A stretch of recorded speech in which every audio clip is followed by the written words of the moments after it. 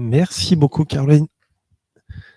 Bonjour à toutes et à tous. Bonjour à tous ceux qui nous suivent en ligne. Je m'appelle Romain Le Sur.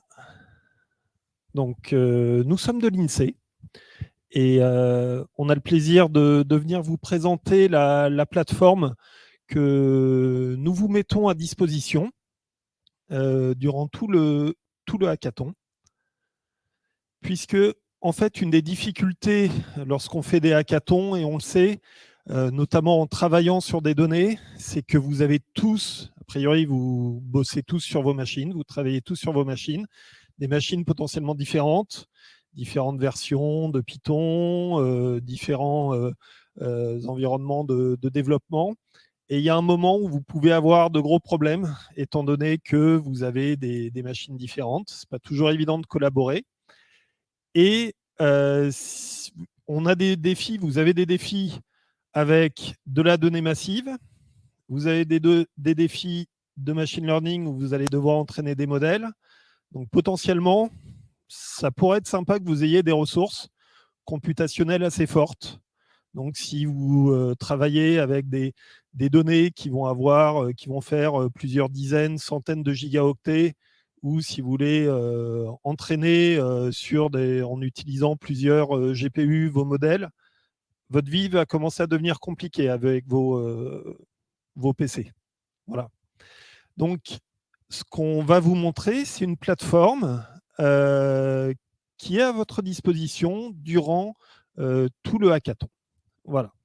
Alors, je m'appelle donc Romain Le Sur, et puis tu peux peut-être prendre un micro. Il faut peut-être l'allumer.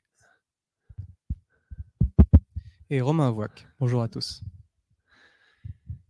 Donc, nous avons, durant une quarantaine de minutes, on va vous faire un petit tour de la plateforme qui s'appelle Onyxia, pour que vous puissiez découvrir. Voilà.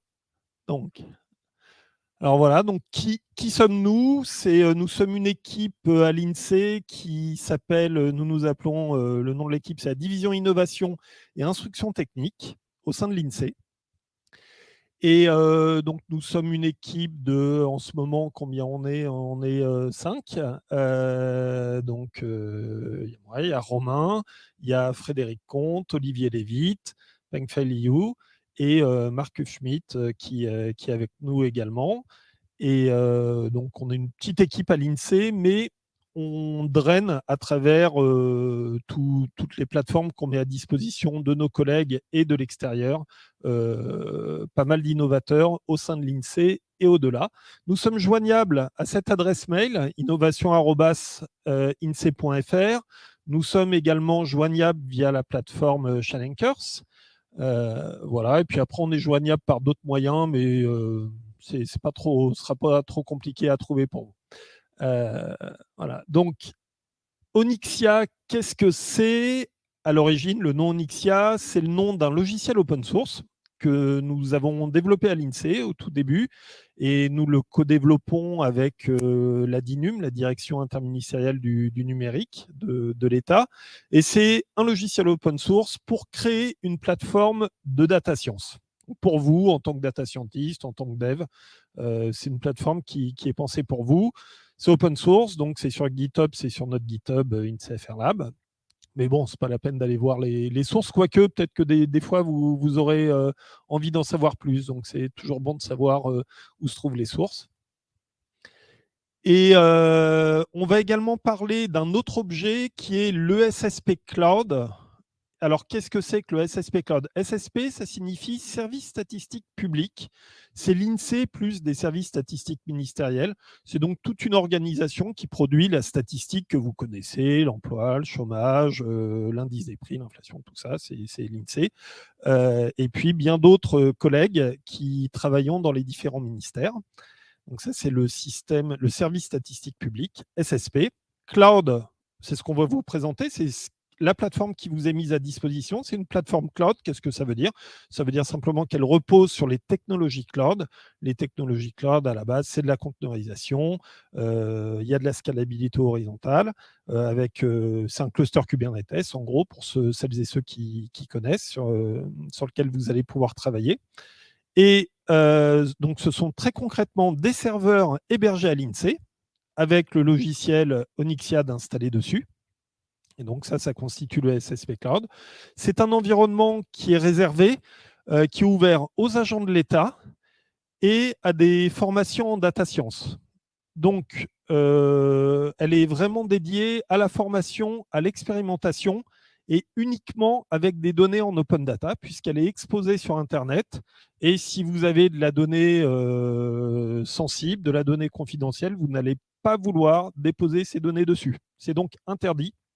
Il y a des conditions générales d'utilisation qui disent que cette donnée ne peut être traitée que de la donnée en open data. Voilà, c'est très important. Comme ça, ça évite à tout le monde de faire des bêtises. Concrètement, cette plateforme est accessible donc sur Internet depuis n'importe quel dispositif à l'URL suivante, datalab.sspcloud.fr. Donc, cette adresse, retenez-la, notez-la, vous allez l'utiliser en permanence. C'est celle-ci qui vous permettra de vous connecter. Donc, grosso modo, vous allez avoir deux plateformes, la plateforme Chalenkers pour discuter entre vous et échanger avec vos mentors, et le SSP Cloud, donc l'URL, c'est datalab.sspcloud.fr. Une fois que vous avez cliqué sur cette URL, vous tombez sur cet écran.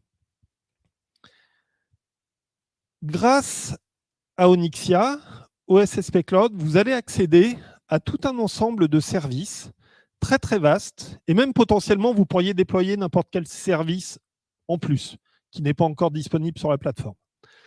Les plus importants et qu'on va voir un petit peu plus en détail aujourd'hui, c'est le système de stockage. Vous avez accès à un système de stockage de type S3. Si vous utilisez AWS, vous connaissez AWS S3. Ici, c'est un système de stockage Minio, donc qui est installé sur les mêmes serveurs, mais qui est compatible S3. Donc, vous allez pouvoir l'utiliser exactement de la même façon.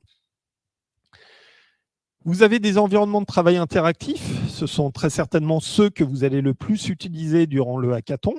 Donc, vous pouvez démarrer et vous allez le voir, Romain va vous montrer ça durant la démonstration en 2 clics, un serveur Jupyter. Vous pouvez démarrer un VS Code pour développer, vous pouvez démarrer un serveur Studio. Faites ce que vous voulez. Là, ça va être pour vos environnements de travail interactifs ou de développement. Et ils sont reliés entre eux, c'est-à-dire que lorsque vous démarrez, mais on va y revenir, un environnement de travail, tout est bien configuré comme il faut, vous n'avez pas trop de questions à vous poser, et vous allez avoir accès également à des services plus avancés, plus complexes, mais que vous verrez demain avec Romain et Peng Fei, ça va être des services plus avancés pour faire du machine learning, pour avoir des bases de données toutes les sortes de bases de données que vous voulez, du SQL, NoSQL, enfin tout est à votre disposition. Et comme ça, vous allez voir, vous pourrez démarrer une base de données en 2 clics sans difficulté. Si vous voulez faire du BI, c'est aussi possible. Il y a du Superset, il y a du Redash, il y a ce que vous voulez.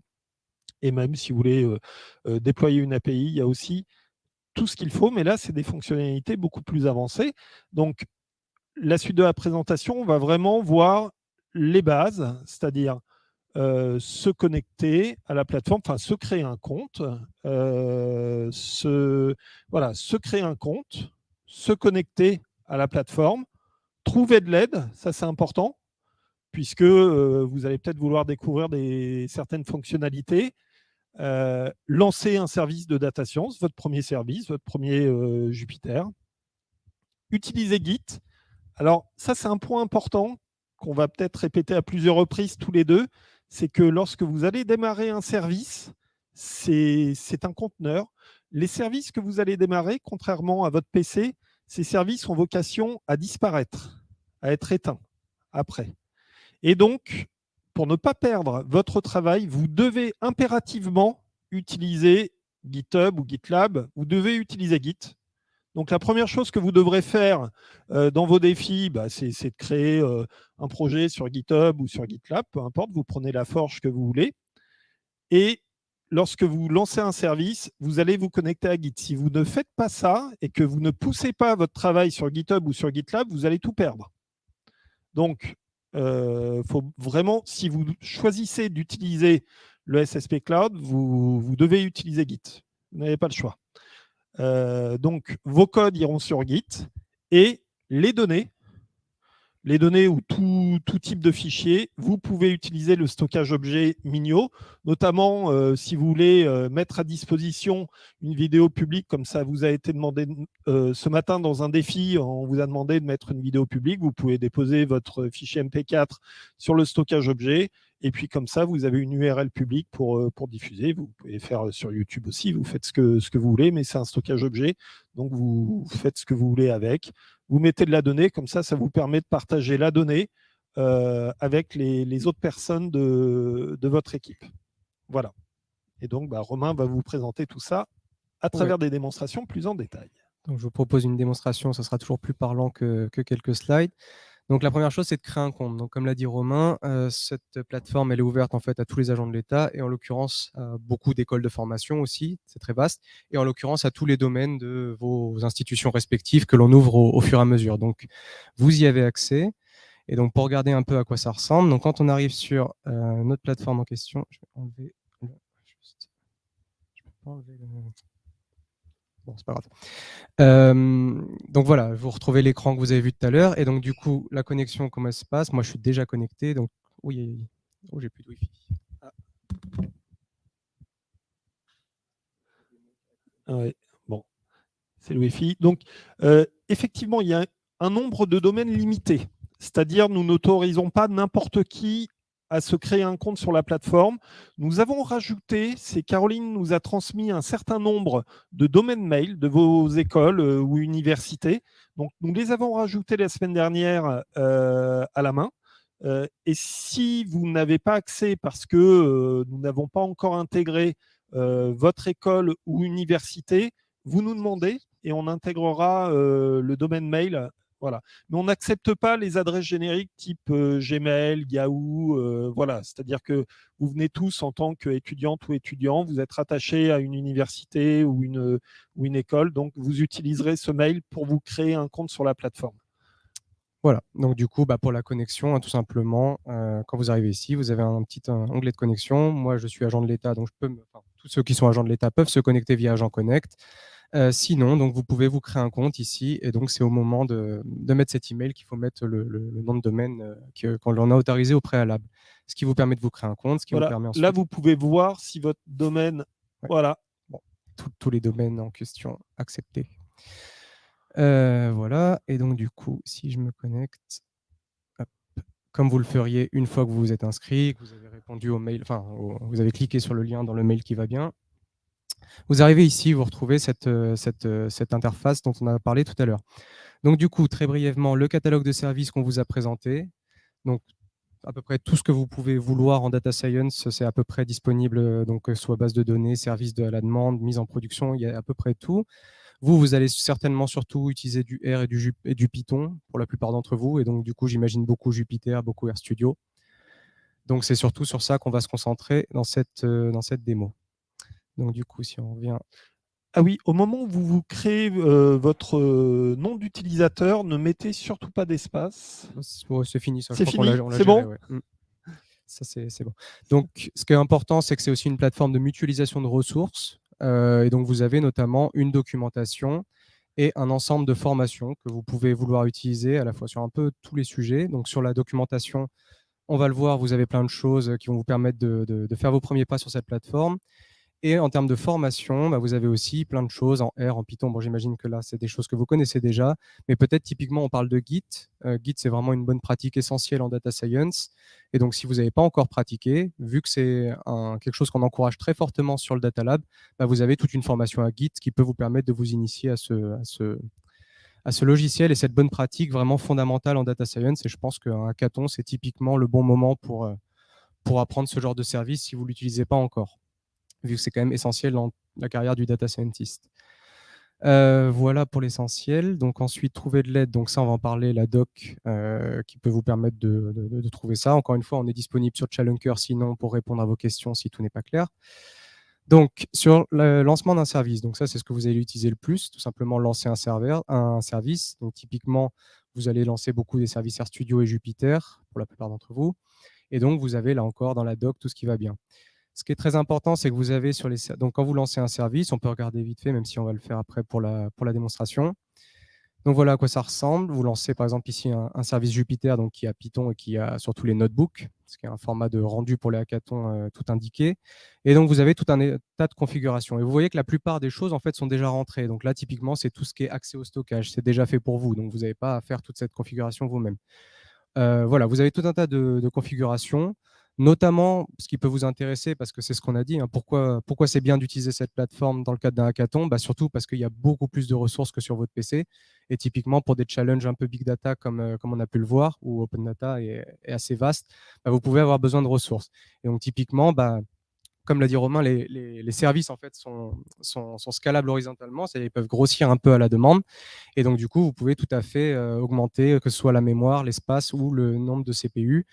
Et demain, on verra des utilisations un peu avancées, donc notamment l'utilisation de GPU, que l'on a aussi, même si en ressources limitées, qui vont être très utiles sur le channel numéro 3, notamment pour faire de la détection d'éléments sur des images. Voilà pour les services. Là, on a combien sur la plateforme en ressources? Pour vous donner une idée, on a une quinzaine de serveurs. On a quoi? 6-7 Tera de RAM? 6 Tera de RAM, 600 GPU, 600 CPU, ouais. 600 cœurs et 18 GPU et beaucoup de Tera de stockage. Donc ouais, vous serez 160, 170 Tera de stockage. A priori pas limité par ces aspects-là. Donc, vous pouvez vous faire plaisir. Voilà. Je vois déjà des yeux qui s'allument. Voilà. Bon, là, ça va rester très haut niveau hein, sur l'utilisation de la plateforme. Demain, on verra des utilisations un peu avancées. Donc, comment, par exemple, vous pouvez utiliser un service qui va vous permettre d'entraîner des modèles de machine learning en parallèle, de faire un peu de fine-tuning et de bien versionner vos modèles. Tout ça, on verra un peu demain les usages un peu plus avancés. Donc, voilà pour les services. On va voir une petite démo dans un instant à l'occasion de l'utilisation de guides. Donc, comme on l'a dit, c'est essentiel. Les services sont des conteneurs, il faut vraiment les voir comme quelque chose d'éphémère. Et donc, l'utilisation de guides, c'est vraiment un moyen de séparer, ce qui est vraiment un peu le standard maintenant en data science, de séparer l'exécution, qui est donc le conteneur qui tourne sur notre plateforme, le stockage du code, qui va être donc sur Git, GitHub, GitLab, ce que vous voulez, et le stockage de données, qui là, pour le coup, va être sur notre stockage qui s'appelle Minayo et dont on va voir une petite démo dans un instant aussi. C'est aussi indispensable pour collaborer, bien sûr, pour collaborer sur vos codes et garder, par exemple, toujours la bonne version. Donc, Git, typiquement, ça permet de créer un historique en fait, de vos projets. Et donc, du coup, vous êtes sûr qu'il y a une source de vérité unique qui fait en quelque sorte la synchronisation entre les différents membres de votre groupe. Et donc, on ne s'échange pas des versions finale 3, etc. dans des mails. On sait quelle est la bonne version et c'est celle qui est sur le repo Git. Voilà, donc regardons une petite démo pour illustrer tout ça. Donc, là, j'ai un petit projet sur lequel j'ai un notebook et qui est sur GitHub. Donc, encore une fois, on ne va pas expliquer exactement comment marche GitHub. Vous avez des formations pour ça, vous avez la doc, vous avez plein de choses. On va supposer qu'on s'est déjà créé un compte, etc. et qu'on a déjà un petit projet qu'on a initialisé. Donc, ce projet, voilà, il est sur GitHub. Qu'est-ce qui se passe si je veux, par exemple, ouvrir un service Jupyter, si je veux faire du Python, et rapatrier mon service Git, enfin mon repo Git là-dedans, pour pouvoir travailler dessus. Imaginons que quelqu'un d'autre a fait des modifications, hop, je veux le prendre et travailler dessus. Donc, du coup, pour ceux qui utilisent un peu, vous savez que Git, l'authentification, enfin sur GitHub, ce qui est la plateforme qu'on encourage, hein, pour le coup, il y a GitHub, GitLab, vous pouvez choisir un peu ce que vous voulez.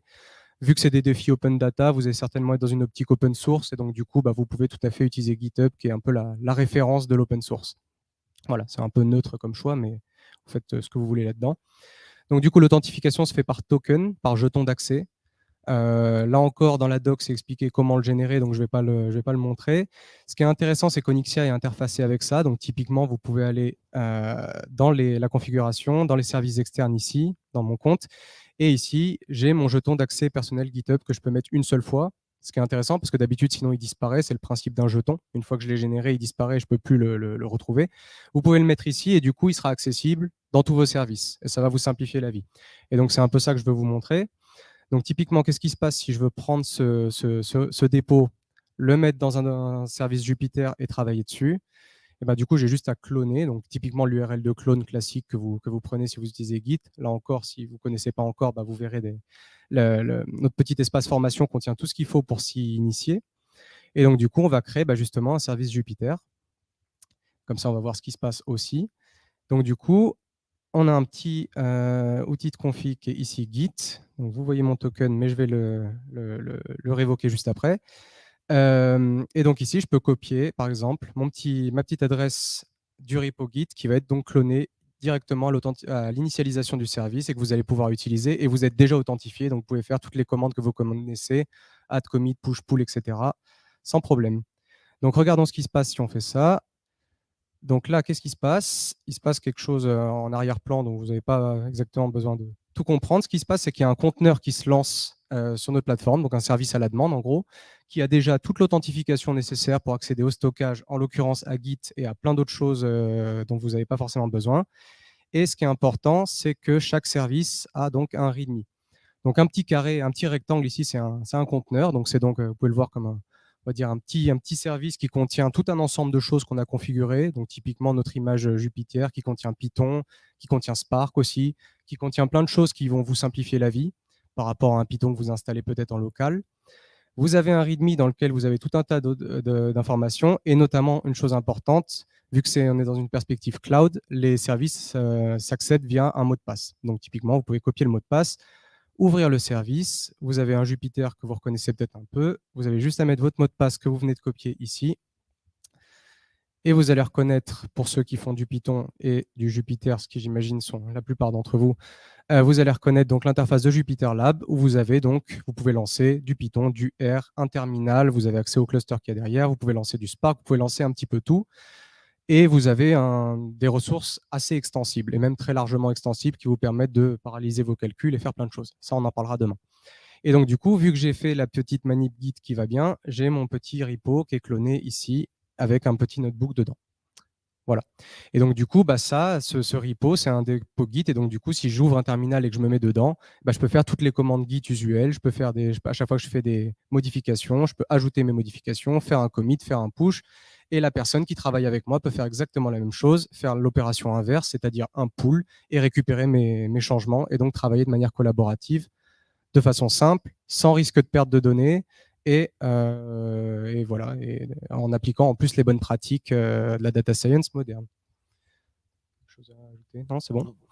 Voilà, donc du coup, sur Git, on a fini. C'est important de l'utiliser et je pense qu'on vous a un peu montré comment ça marche.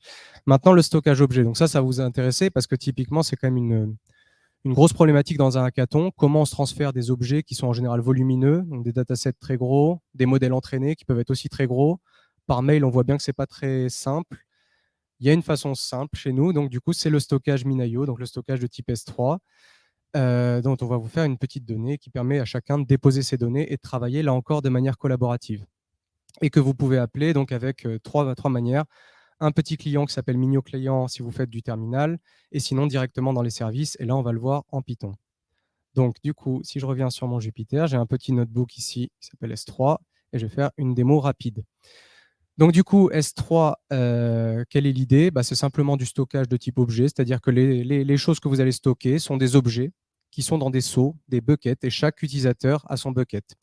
Donc vous, en tant qu'utilisateur, si vous allez ici sur Onyxia, vous avez une petite interface avec le stockage ici, et vous voyez la liste de vos buckets personnels. Alors, cette interface est en cours de rénovation, hein. Voilà, elle est un Lui peu est un peu vétuste moche. malheureusement, Vous voudrez bien nous excuser. mais elle est fonctionnelle jusqu'à qu'il y ait une nouvelle version. Donc moi, j'ai plein de projets parce que je suis sur plein de projets communs, mais vous aurez que le vôtre. Donc ici, Avoicare, c'est moi, parce que je m'appelle Romain Avoic. Vous aurez la vôtre.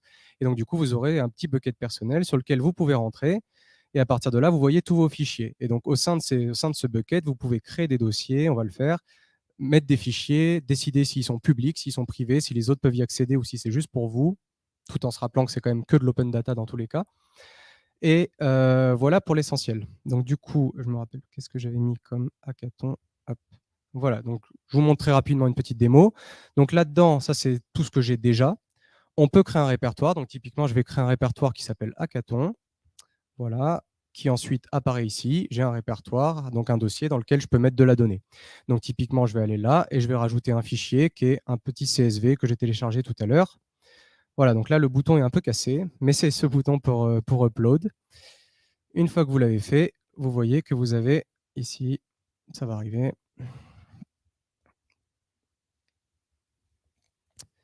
Vous avez normalement L'effet démo toujours. Ouais, et puis là, Donc on peut le voir à partir de Jupyter, c'est pas grave. L'interface des fois est un peu capricieuse, mais elle arrive au bout d'un moment.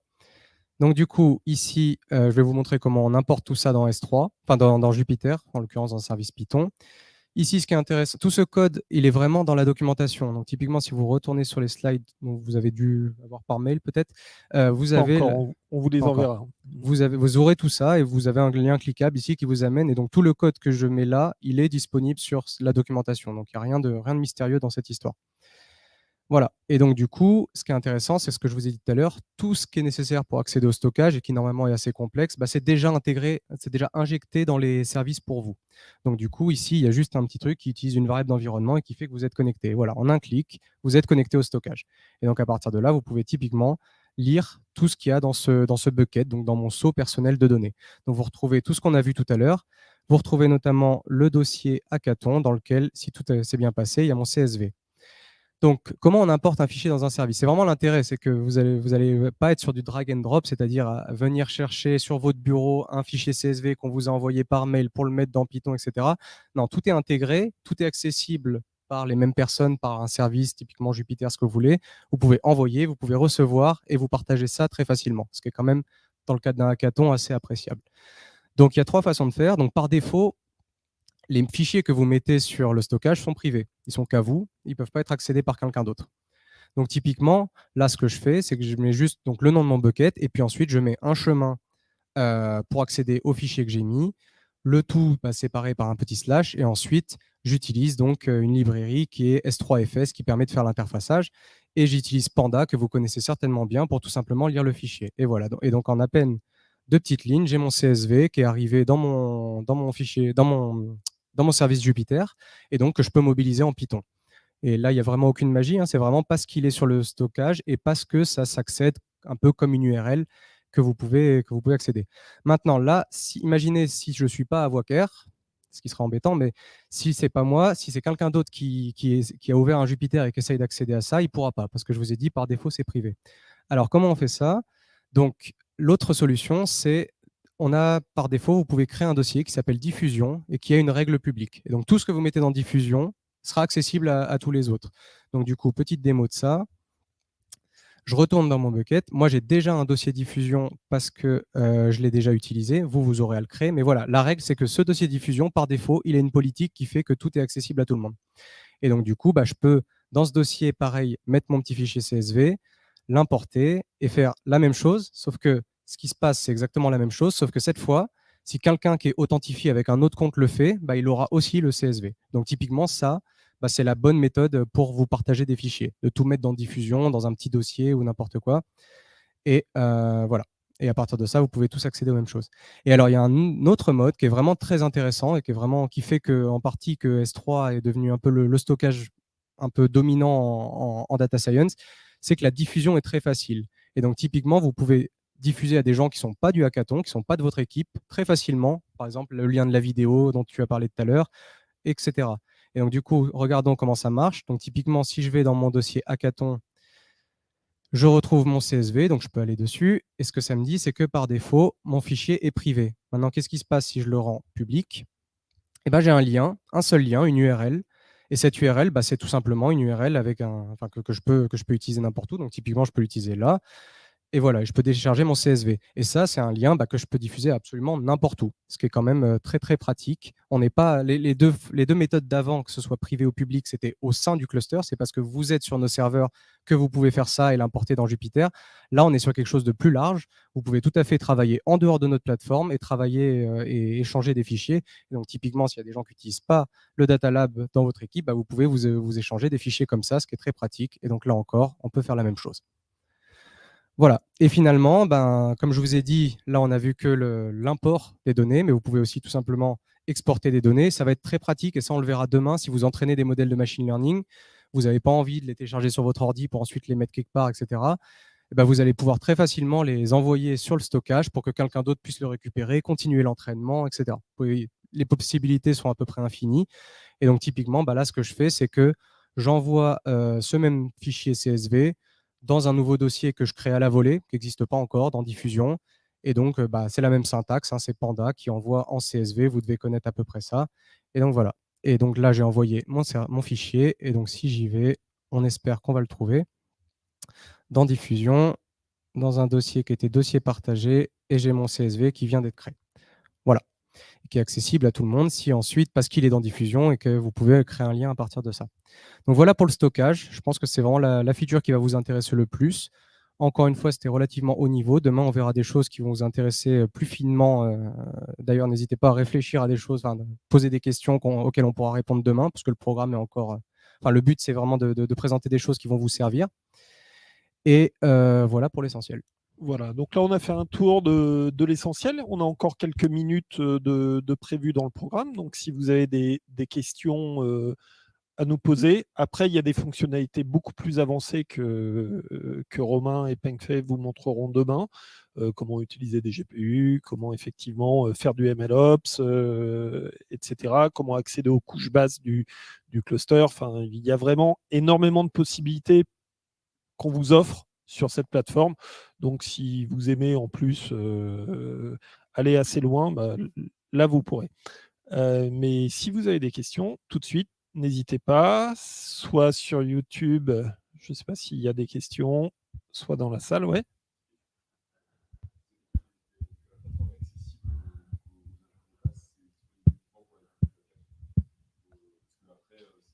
Ouais. Alors, je répète la question pour YouTube. La question posée, c'est la plateforme, on a dit qu'elle était accessible pour les agents de l'État. Est-ce que c'est seulement durant la période du hackathon ou est-ce que c'est possible après? En fait, c'est déjà possible depuis 1 an et demi, presque 2 ans. Voilà. Pour tous les agents, oui, non, 1 an, je dis une bêtise. Ça fait 1 an qu'on l'a ouverte à l'ensemble des agents de l'État via le petit bouton Agent Connect ou bien n'importe quelle adresse en gouv.fr. Et donc, c'était vrai depuis 1 an, ce sera vrai pendant le hackathon et ça restera vrai après. Donc, il n'y a aucun souci, puisqu'en fait, ce qu'on cherche à faire, c'est un petit peu travailler en communauté au niveau des data scientists de l'État, parce que finalement, on a un peu tous le même problème, c'est d'être isolé dans différents services, dans des petites équipes, de ne pas avoir trop de ressources, et c'est un peu la galère. Et finalement, c'est bien de pouvoir travailler tous ensemble. Voilà. Et en fait, on est même plus large que les agents de l'État, puisqu'on ouvre à beaucoup d'écoles de formation. Au fur et à mesure des partenariats, on ouvre en fait, et donc typiquement, toutes les écoles auxquelles on va ouvrir ici pendant le hackathon sera ensuite, on laisse les domaines ouverts, quoi. Donc pour beaucoup d'écoles et de plus en plus, on aimerait en faire une plateforme un peu de référence en formation. Donc voilà, c'est ouvert à beaucoup d'écoles, plus largement que l'État même. Voilà, et donc si vous êtes agent de l'État, que vous découvrez la plateforme et que ça vous amuse d'échanger avec nous et de poursuivre l'expérience, alors si vous êtes agent de l'État, sur Chap, on a un salon, alors désolé pour les étudiantes et les étudiants donc, qui ne sont pas agents de l'État, par définition, vous ne connaissez pas Chap, mais pour les autres, vous y avez accès. Donc si vous êtes agent de l'État, vous avez accès à la messagerie de l'État qui s'appelle Chap, et on a un salon qui s'appelle SSP Cloud. Si vous cherchez SSP Cloud tout attaché, vous allez trouver ce salon. Et vous pouvez nous rejoindre dès maintenant et puis on pourra poursuivre la discussion. Voilà. Et si vous êtes intéressé, tous les mois, on a des meet-up en ligne virtuels où on aborde différents sujets, mais toutes les infos sont sur la documentation également. Voilà. D'autres questions? Évidemment, si vous êtes agent de l'État, ne mettez pas de données non open data confidentielles dessus. On le redit une fois de plus. La répétition étant la base de la pédagogie. C'est bon pour vous? Très bien. Merci beaucoup. Et puis, on vous dit à demain. Vous reverrez Romain et Pengfei pour des topics plus avancés. Merci.